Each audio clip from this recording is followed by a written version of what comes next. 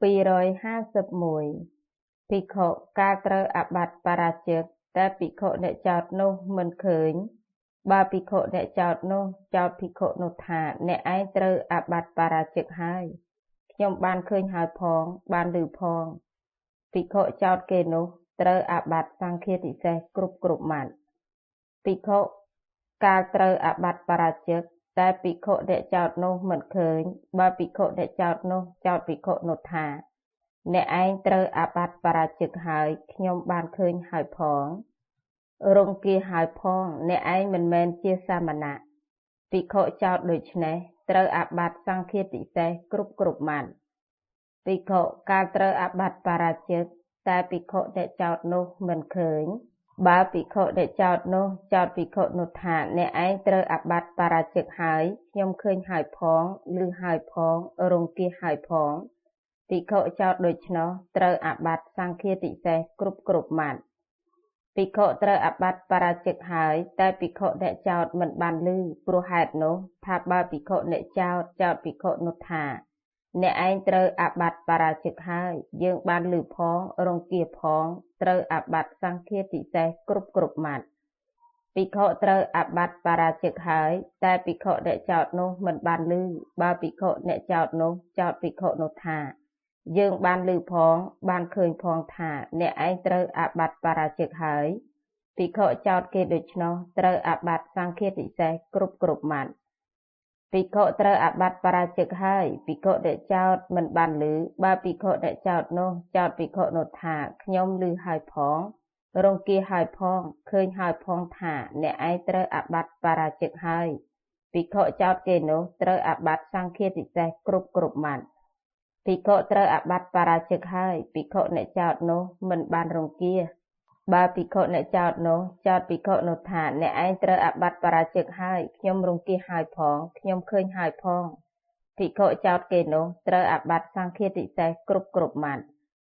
ភិក្ខុត្រូវអាបត្តិបរាជិកហើយភិក្ខុអ្នកចោទនោះមិនបានរង្គគាបើភិក្ខុអ្នកចោទនោះចោទភិក្ខុនោះថាអ្នកឯងត្រូវអាបត្តិបរាជិកហើយខ្ញុំរង្គគាហើយផងខ្ញុំឮហើយផងភិក្ខុចោទគេនោះត្រូវអាបត្តិសង្ឃាទិសេសគ្រប់ម៉ាត់ភិក្ខុត្រូវអាបត្តិបរាជិកហើយភិក្ខុអ្នកចោទនោះមិនបានរង្គគាបើភិក្ខុអ្នកចោទនោះចោទភិក្ខុនោះថាអ្នកឯងត្រូវអាបត្តិបរាជិកហើយ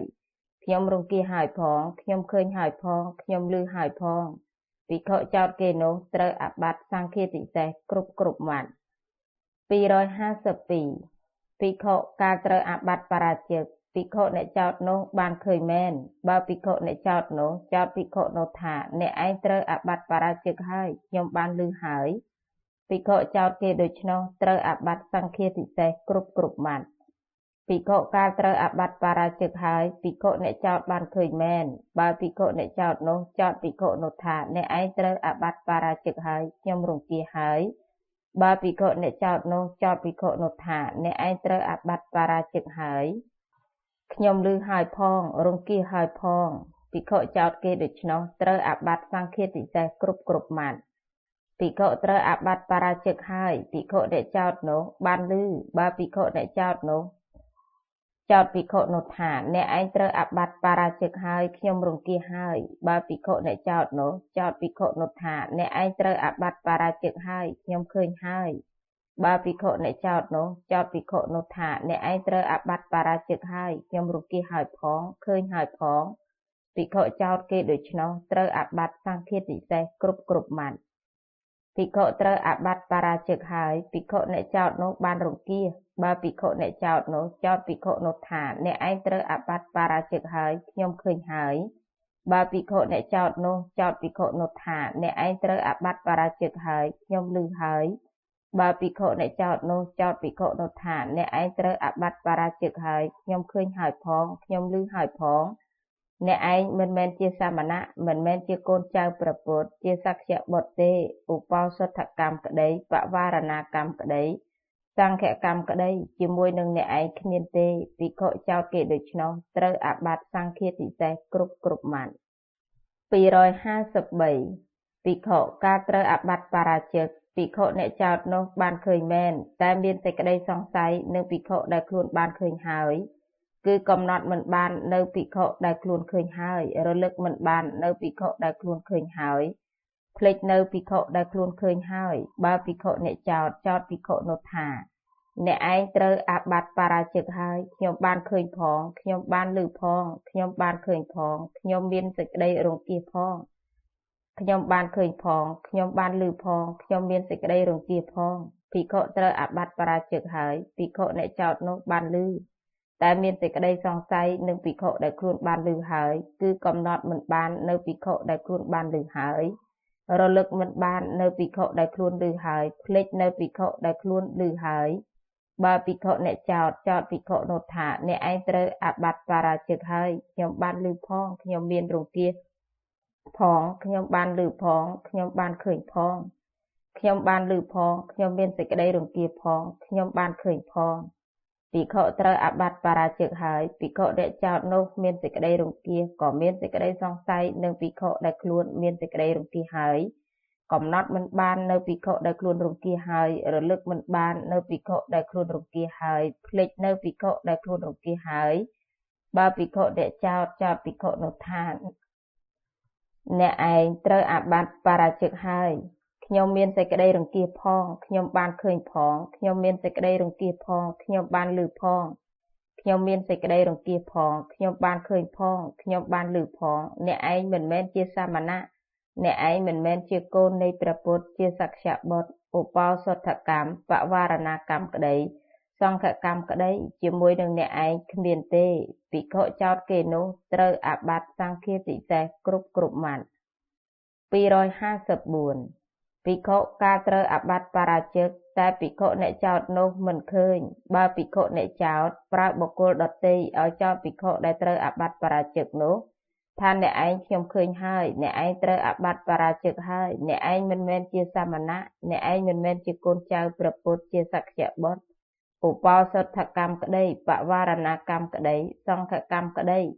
ជាមួយនឹងអ្នកឯងគ្មានទេភិក្ខុអ្នកចោទគេដូច្នោះត្រូវអាបត្តិសង្ឃាទិសេសគ្រប់ម៉ាត់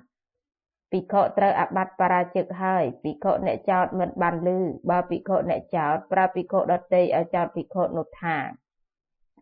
អ្នកឯងខ្ញុំបានឮថាអ្នកឯងត្រូវអាបត្តិបរាជិកហើយភិក្ខុចោទគេដូច្នោះត្រូវអាបត្តិសង្ឃាទិសេសគ្រប់ម៉ាត់ភិក្ខុត្រូវអាបត្តិបរាជិកហើយភិក្ខុអ្នកចោទមិនបានរង្គៀសបើភិក្ខុអ្នកចោទប្រើភិក្ខុដទៃឲ្យចោទភិក្ខុនោះថាអ្នកឯងខ្ញុំមានសេចក្តីរង្គៀសថាអ្នកឯងត្រូវអាបត្តិបរាជិកហើយភិក្ខុចោទគេដូច្នោះត្រូវអាបត្តិសង្ឃាទិសេសគ្រប់ម៉ាត់255ភិក្ខុកាលត្រូវអាបត្តិបរាជិកភិក្ខុអ្នកចោទមិនឃើញទេបើភិក្ខុអ្នកចោទប្រើភិក្ខុដទៃឲ្យចោទភិក្ខុនោះថាអ្នកឯងខ្ញុំបានឃើញហើយអ្នកឯងខ្ញុំបានឮហើយអ្នកឯងខ្ញុំបានឃើញហើយអ្នកឯងខ្ញុំមានសេចក្តីរង្គៀសហើយអ្នកឯងខ្ញុំបានឃើញហើយអ្នកឯងខ្ញុំបានឮហើយអ្នកឯងខ្ញុំមានសេចក្តីរង្គៀសហើយអ្នកឯងត្រូវអាបត្តិបរាជិកហើយភិក្ខុចោទគេដូច្នោះត្រូវអាបត្តិសង្ឃាទិសេសគ្រប់ម៉ាត់ភិក្ខុត្រូវអាបត្តិបរាជិកហើយភិក្ខុអ្នកចោទនោះមិនបានឮ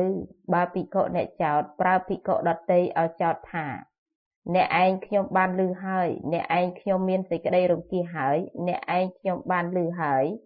អ្នកឯងខ្ញុំបានឃើញហើយអ្នកឯងខ្ញុំបានឮហើយអ្នកឯងខ្ញុំមានសេចក្តីរង្គៀសហើយអ្នកឯងខ្ញុំបានឃើញហើយអ្នកឯងត្រូវអាបត្តិបរាជិកហើយភិក្ខុចោទគេដូច្នោះត្រូវអាបត្តិសង្ឃាទិសេសគ្រប់ម៉ាត់ភិក្ខុត្រូវអាបត្តិបរាជិកហើយភិក្ខុអ្នកចោទមិនបានរង្គៀសបើភិក្ខុអ្នកចោទប្រើភិក្ខុដទៃឲ្យចោទភិក្ខុនោះថាអ្នកឯងខ្ញុំមានសេចក្តីរង្គៀសហើយអ្នកឯងខ្ញុំបានឃើញហើយអ្នកឯងខ្ញុំមានសេចក្តីរង្គៀសហើយអ្នកឯងខ្ញុំបានឮហើយអ្នកឯងខ្ញុំមានសេចក្តីរង្គៀសហើយអ្នកឯងខ្ញុំបានឃើញហើយអ្នកឯងខ្ញុំបានឮហើយអ្នកឯងត្រូវអាបត្តិបរាជិកហើយភិក្ខុចោទគេដូច្នោះត្រូវអាបត្តិសង្ឃាទិសេសគ្រប់ម៉ាត់256ភិក្ខុការត្រូវអាបត្តិបរាជិកភិក្ខុអ្នកចោទនោះបានឃើញហើយបើភិក្ខុអ្នកចោទប្រើភិក្ខុដទៃឲ្យចោទភិក្ខុដែលត្រូវអាបត្តិបរាជិកនោះថា អ្នកឯងខ្ញុំបានឮហើយអ្នកឯងត្រូវអាបត្តិបរាជិកហើយអ្នកឯងខ្ញុំមានសេចក្តីរង្គៀសហើយអ្នកឯងត្រូវអាបត្តិបរាជិកហើយអ្នកឯងខ្ញុំបានឮហើយអ្នកឯងខ្ញុំមានសេចក្តីរង្គៀសហើយអ្នកឯងត្រូវអាបត្តិបរាជិកហើយភិក្ខុចោទគេដូច្នោះត្រូវអាបត្តិសង្ឃាទិសេសគ្រប់ម៉ាត់ភិក្ខុត្រូវអាបត្តិបរាជិកហើយភិក្ខុអ្នកចោទបានឮហើយបើភិក្ខុអ្នកចោទប្រើភិក្ខុដទៃឲ្យចោទភិក្ខុនោះថាអ្នកឯងខ្ញុំមានសេចក្តីរង្គៀសហើយបើភិក្ខុអ្នកចោទប្រើភិក្ខុដទៃឲ្យចោទភិក្ខុនោះថាអ្នកឯងខ្ញុំបានឃើញហើយបើភិក្ខុអ្នកចោទប្រើភិក្ខុដទៃឲ្យចោទភិក្ខុនោះថាអ្នកឯងខ្ញុំមានសេចក្តីរង្គៀសហើយអ្នកឯងខ្ញុំបានឃើញហើយអ្នកឯងត្រូវអាបត្តិបរាជិកហើយភិក្ខុចោទគេដូច្នោះត្រូវអាបត្តិសង្ឃាទិសេសគ្រប់ម៉ាត់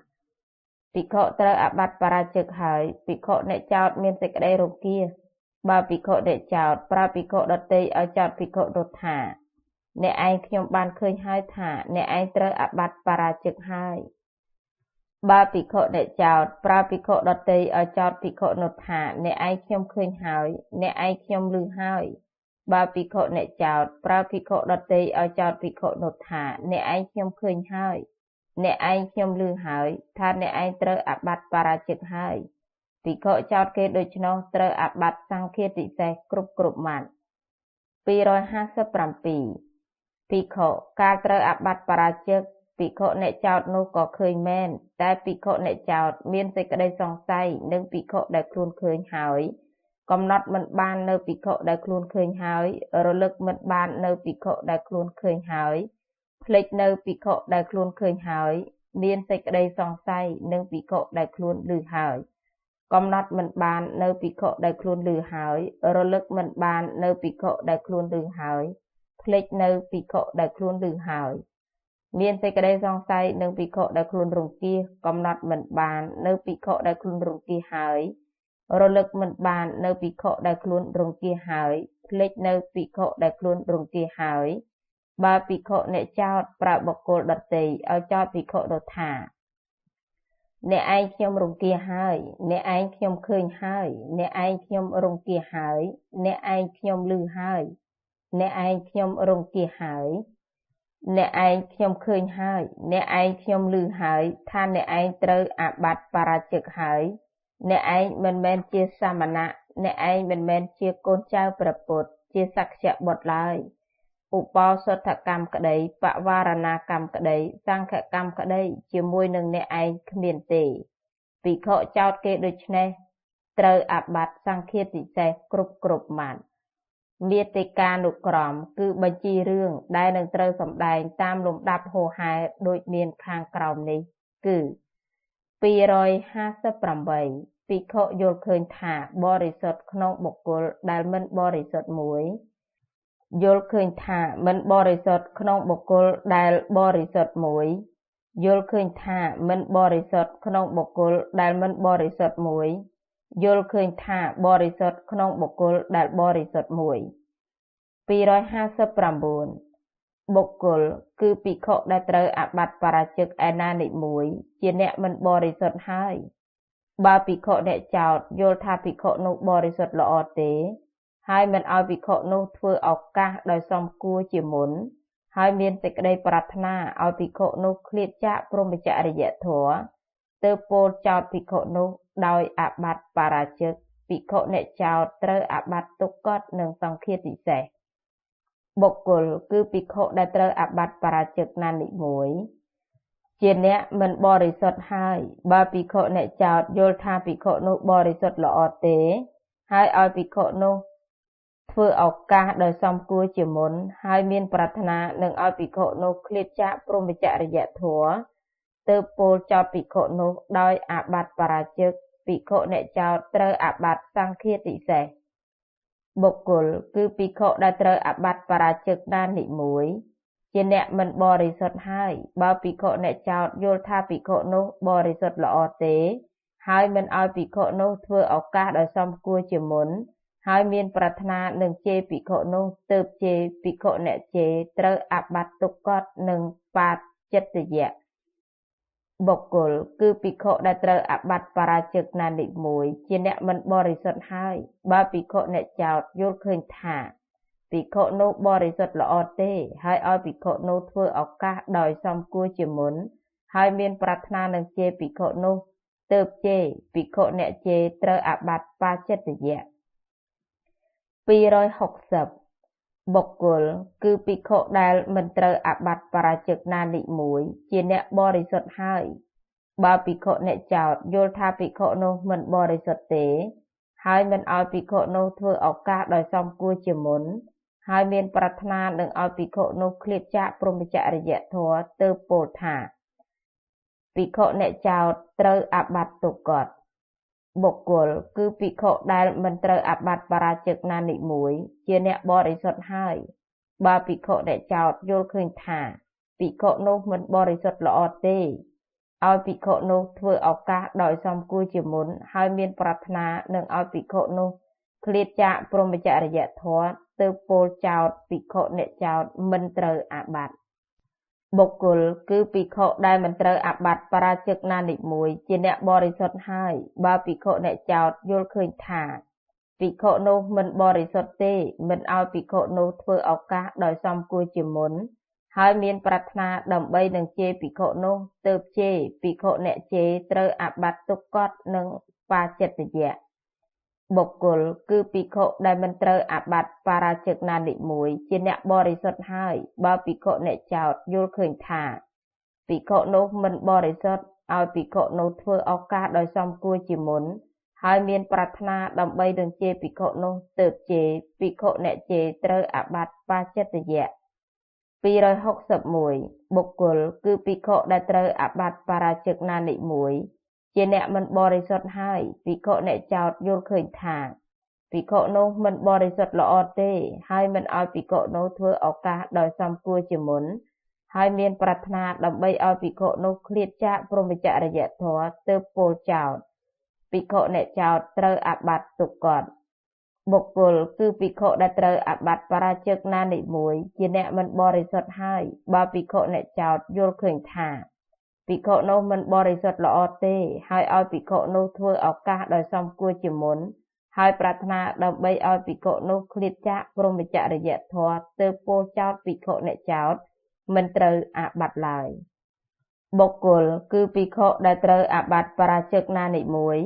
ជាអ្នកមិនបរិសុទ្ធហើយបើភិក្ខុអ្នកចោទយល់ឃើញថាភិក្ខុនោះមិនបរិសុទ្ធល្អទេមិនឲ្យភិក្ខុនោះធ្វើឱកាសដោយសមគួរជាមុនហើយមានប្រាថ្នាដើម្បីជេរភិក្ខុនោះទើបជេរភិក្ខុអ្នកជេរត្រូវអាបត្តិទុក្ខតនិងបាចិត្តយៈបុគ្គលគឺភិក្ខុដែលត្រូវអាបត្តិបរាជិកណានិមួយជាអ្នកមិនបរិសុទ្ធហើយភិក្ខុអ្នកចោទយល់ឃើញថាភិក្ខុនោះមិនបរិសុទ្ធល្អទេហើយឲ្យភិក្ខុនោះធ្វើឱកាសដោយសមគួរជាមុន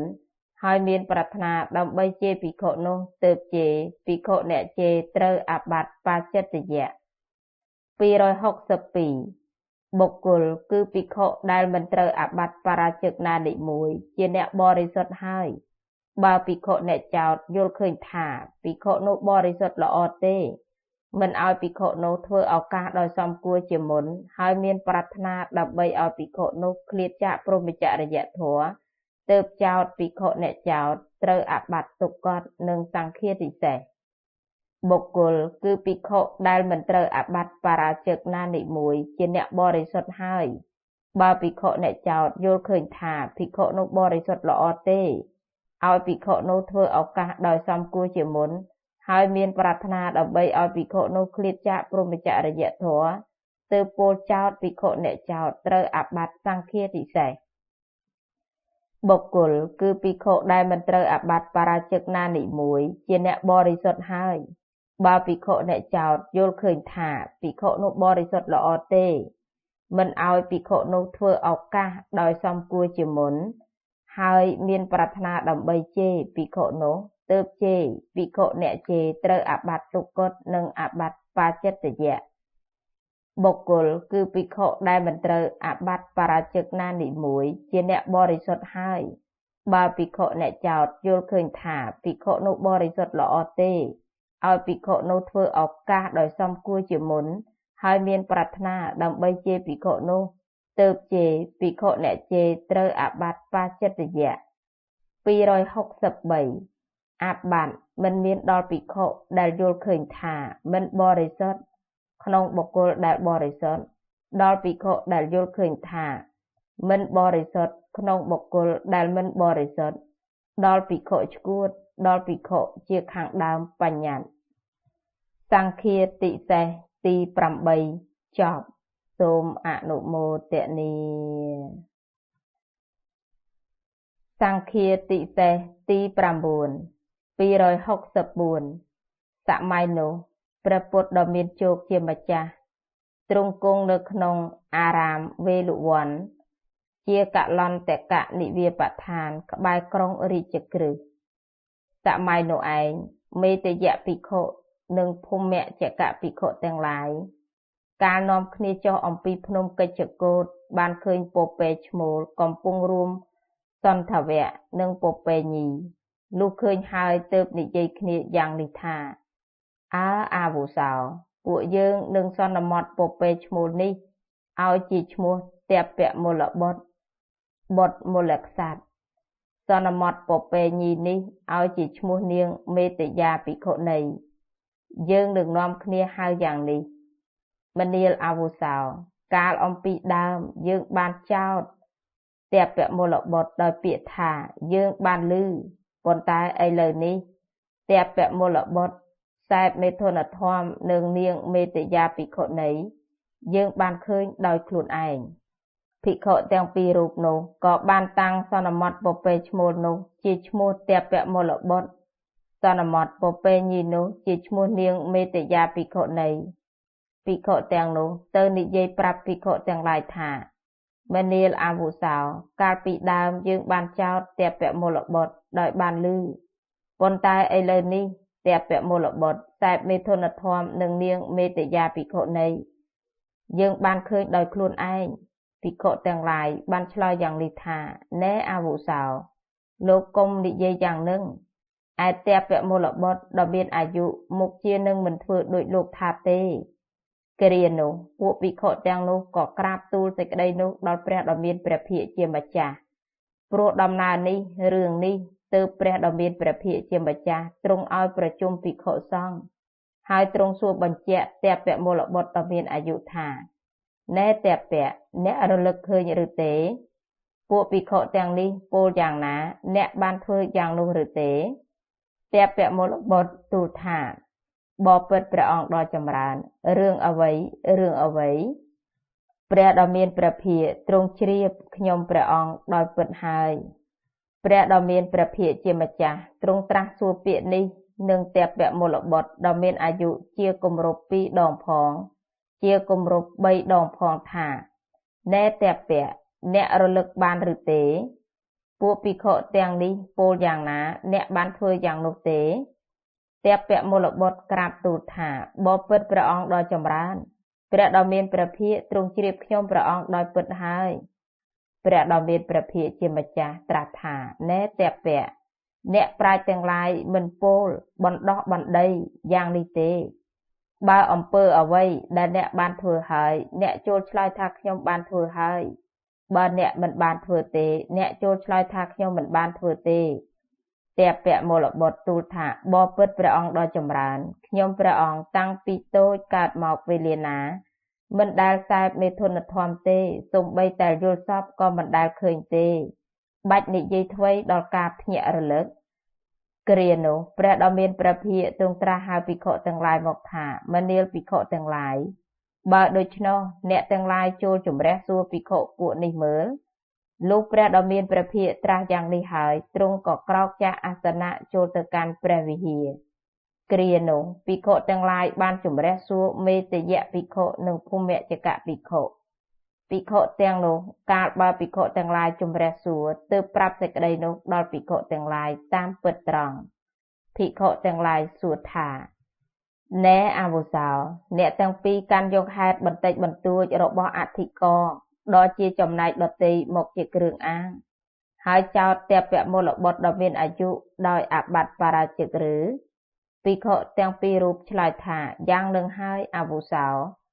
ភិក្ខុទាំងឡាយណាជាអ្នកប្រាថ្នាតិចភិក្ខុទាំងនោះពោលទោសតេះដៀលនិន្ទាថាមេតយៈភិក្ខុនិងភូមិចកភិក្ខុមិនគំបីបើនឹងកាន់យកហេតុបន្តិចបន្តួចរបស់អធិករដ៏ជាចំណែកខាងក្រៅមកជាគ្រឿងអាងហើយចោទតពមលបុត្រដោយអាបត្តិបរាជិកសោះទើបភិក្ខុទាំងនោះក្រាបទូលសេចក្តីនោះចំពោះព្រះដ៏មានព្រះភិក្ខជាម្ចាស់ព្រះអង្គទ្រង់ត្រាស់សួរថាណែភិក្ខុទាំងឡាយឮថាអ្នករាល់គ្នាកាន់យកហេតុបន្តិចបន្តួចរបស់អធិករដ៏ជាចំណែកខាងក្រៅមកជាគ្រឿងអាងហើយចោទតពមលបុត្រដោយអាបត្តិបរាជិកពិតមែនឬភិក្ខុទាំងពីររូបក្រាបទូលថាបបិទ្ធព្រះដ៏មានព្រះភិក្ខពិតមែនព្រះពុទ្ធដ៏មានព្រះភិក្ខទ្រង់បន្ទោសថាណែមុខបរោះអ្នករាល់គ្នាមិនសំបីបើនឹងកាន់យកហេតុបន្តិចបន្តួចរបស់អធិករដ៏ជាចំណែកខាងក្រៅមកជាគ្រឿងអាងហើយចោទតពមលបុត្រដោយអាបត្តិបរាជិកសោះណែមុខបរោះអំពើដែលអ្នកបានធ្វើមកនេះមិននាំឲ្យកើតជ្រះថ្លាដល់ជនទាំងឡាយដែលមិនទាន់ជ្រះថ្លាទេមនាលភិក្ខុទាំងឡាយអ្នកទាំងឡាយគប្បីសម្ដែងឡើងនៅសិក្ខាបទនេះយ៉ាងនេះថាភិក្ខុណាមួយមានទោសទ្រុសហើយមានសេចក្តីក្រោធមានចិត្តមិនរីករាយបានកាន់យកហេតុបន្តិចបន្តួចរបស់អធិករជាចំណែកដទៃមកជាគ្រឿងអាងហើយចោទភិក្ខុដោយអាបត្តិបរាជិក